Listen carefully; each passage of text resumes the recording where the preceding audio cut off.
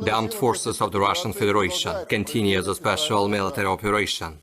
In the occupant's direction, over 40 Ukrainian personnel, 3 armored fighting vehicles and 3 pickups of the armed forces of Ukraine have been eliminated near Sinkovka, Ivanovka and Berestovoye of Kharkov region.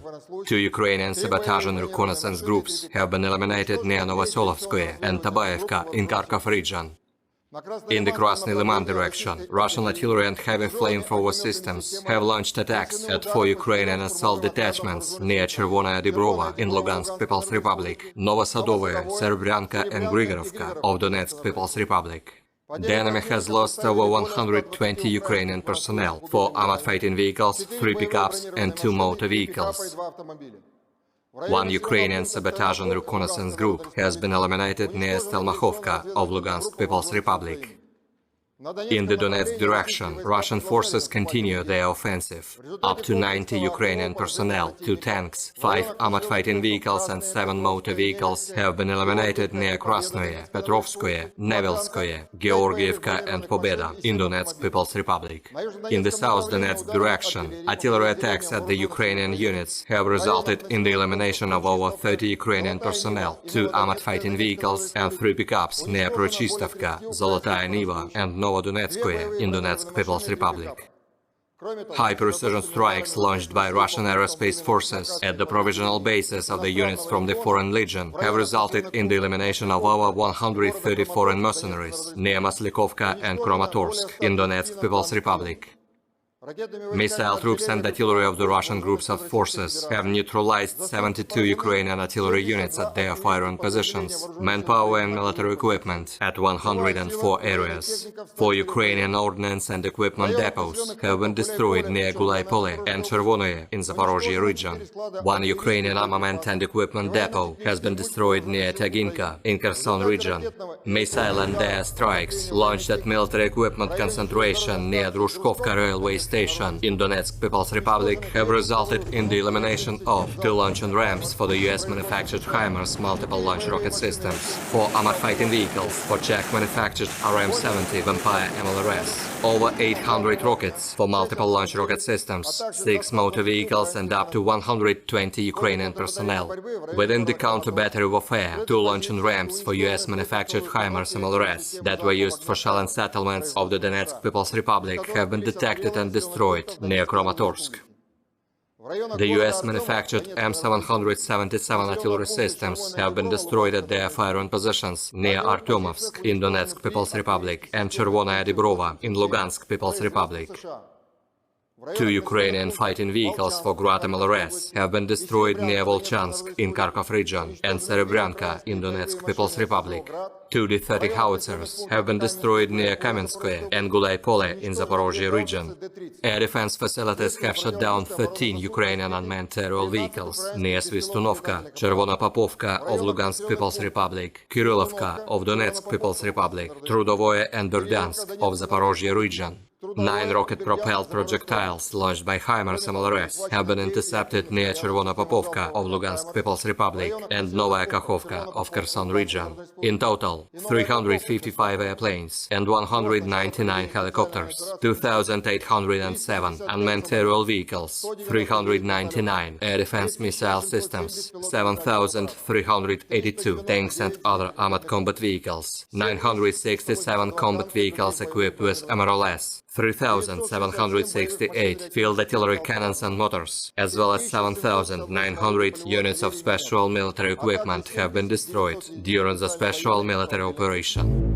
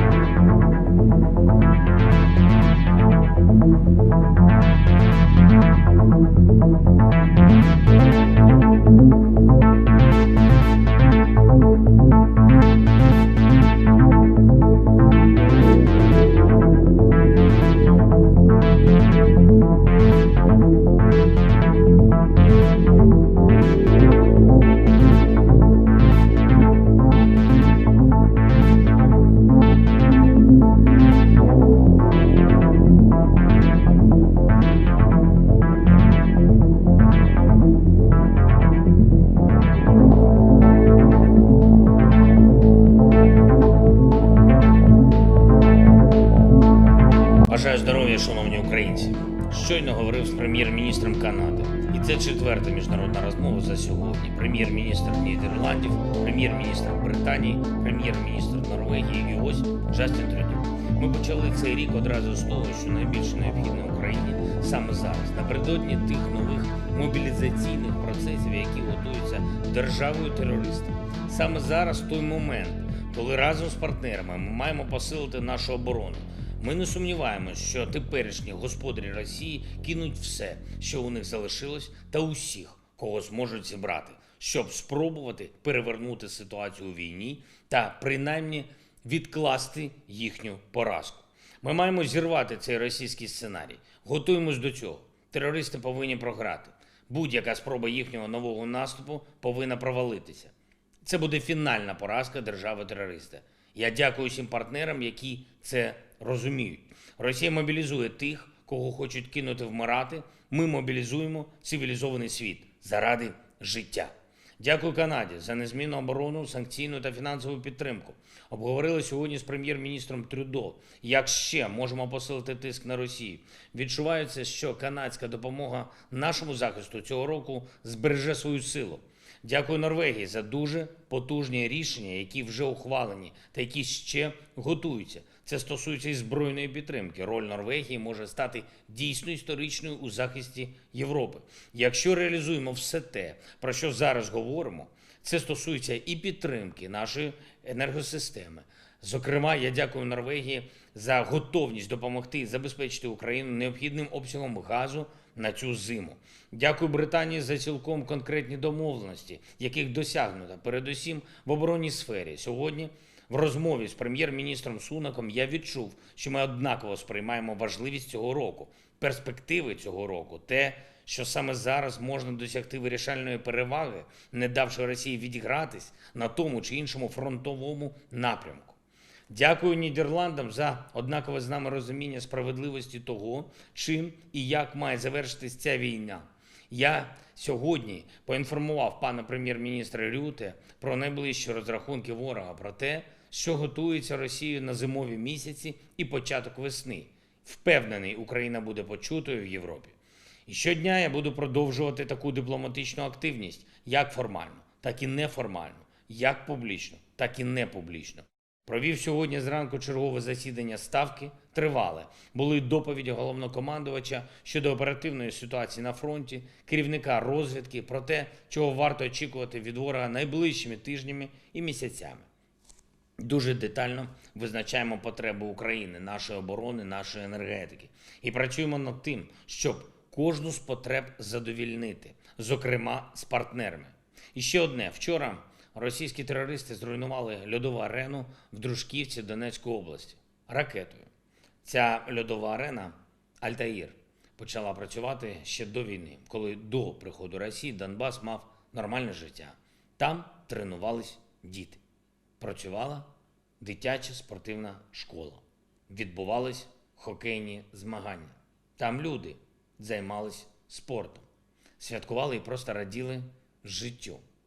Краматорськ, Слов'янськ, Костянтинівка, Бахмут, Покровськ, Донецьк, Торецьк та інші міста і села Донбасу всі знали, що це за арена, і багато хто там бував. Минулого року її використовували для збору і розподілу гуманітарної допомоги. Російська ракета проти Альтаїру в Дружківці – це чергове зізнання держави-терориста. Зізнання, з чим вона прийшла на Донбас і що ми звідти обов'язково виженемо.